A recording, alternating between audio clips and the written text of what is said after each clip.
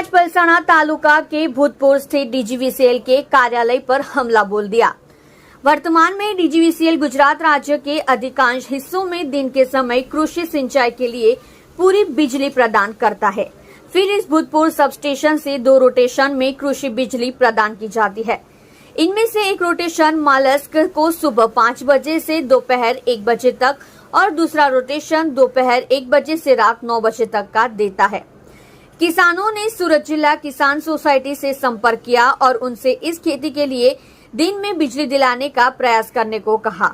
इसलिए किसान समिति के अध्यक्ष परिमल पटेल के नेतृत्व में बड़ी संख्या में किसान भूतपूर्व सब स्टेशन पहुंचे। किसानों की मांग है कि हमें भी यह बिजली दिन में ही दी जाए।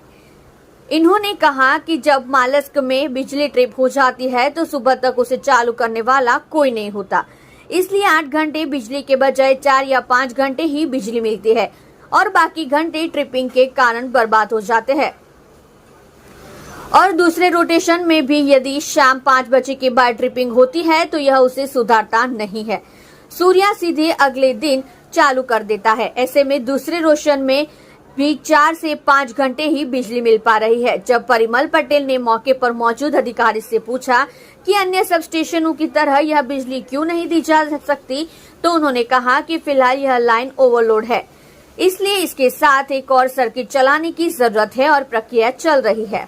लेकिन जब उनसे पूछा गया कि क्या उनको टेंडर भरे गए, उत्तीर्ण क्या किसी को टेंडर दिया गया है, उनके पास कोई जवाब नहीं था और उन्होंने कहा कि हम अपने वरिष्ठ से मिलकर आपको जानकारी दे सकते हैं। लेकिन किसानों ने उनकी बात नहीं मानी और मांग की कि जब तक यह सर्किट नहीं बन जाता तब तक हमें सुबह 7 बजे से दोपहर 3 बजे और सुबह 11 बजे से शाम 7 बजे तक 2 रोटेशन में बिजली दी जाए। किसानों की इस मांग को लागू करने की गारंटी दी गई, लेकिन किसानों को स्पष्ट शब्दों में चेतावनी दी गई कि आप जो करना चाहते हैं उसकी योजना बनाने के लिए हम केवल 3 दिन इंतजार करेंगे, यदि नहीं तो हम गुरुवार की सुबह बड़ी संख्या में वापस आएंगे और यह देखने लायक होगा।